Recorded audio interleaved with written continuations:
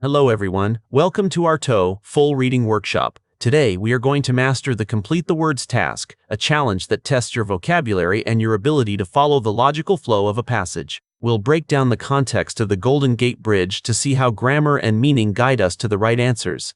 Let's get started and sharpen those reading skills. If you want to keep improving your score, make sure to subscribe to myTOEFL. Let's continue our journey to English mastery together. We will begin by looking at the first sentence of our passage. This sentence introduces our main topic and provides the essential context you need to understand the rest of the text. Since there are no missing letters here, focus on the key details being presented. The Golden Gate Bridge is a famous orange suspension bridge that spans the large opening of the San Francisco Bay. This sentence introduces the central subject by describing a famous orange suspension bridge. By clarifying that it spans the large opening of the bay, the author establishes the bridge's geographical significance and its iconic status in San Francisco.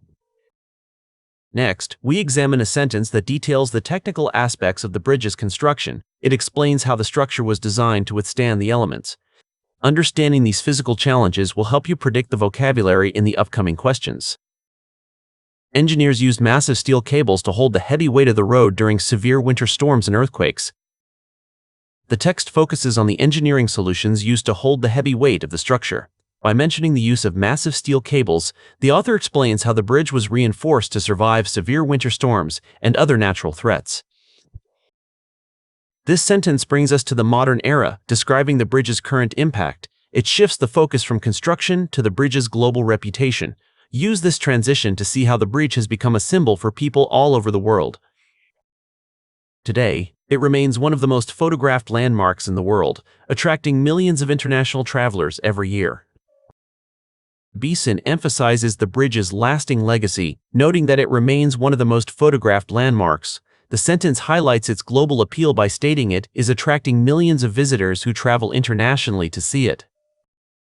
Now that we have the full context of the bridge's history and significance, let's tackle the sentences with missing words. Use the logic of the passage and the grammatical structure of each sentence to find the best fit.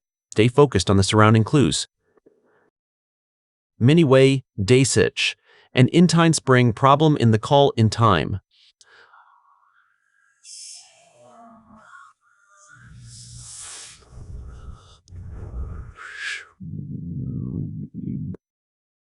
In a sentence discussing construction and challenges, we need a noun for the people involved. Since the sentence begins with many, we are looking for a plural subject. The word workers fits perfectly as the people who built the bridge. Therefore, the correct answer is workers. Many workers F.A. pressed. After the subject many workers, we need a verb to describe their experience with the environment. The sentence mentions strong winds, so the verb faced is the most logical way to describe encountering these difficult conditions. Thus, the correct answer is faced.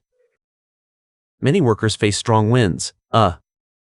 We need a word to connect the workers' experience with the timing of their actions.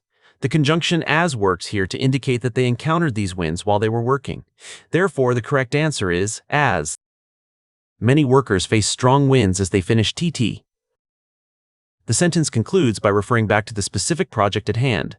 By using the demonstrative word this, the author points to the construction project previously discussed. Consequently, the correct answer is this.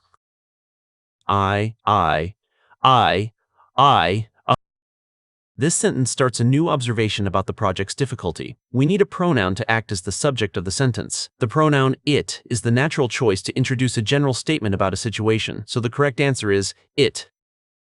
It was act mun. To emphasize that the difficulty was a real and perhaps surprising fact, we need an adverb. The word actually provides this emphasis, confirming the reality of the challenge.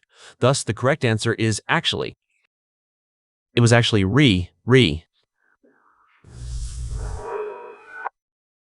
In this context, we need another adverb to intensify the adjective hard.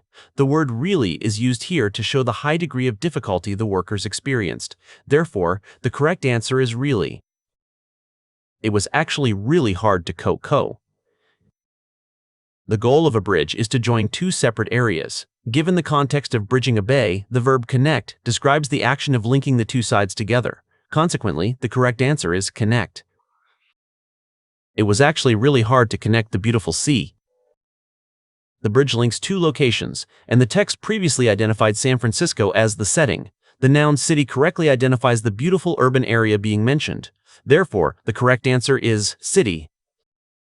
It was actually really hard to connect the beautiful city and store sense. An ostentation. Finally, we need a formal noun to refer to the bridge itself. In an engineering context, the word structure is a precise term for a large building or bridge. Thus, the correct answer is structure. Many woe a, in assis and assis of courseable. Excellent work today. Remember, the key to the complete the words task is to identify the part of speech required and use the surrounding sentences to confirm the meaning. Keep practicing your context clue strategies, and you will see your reading score improve steadily. See you in our next TOEFL full lesson.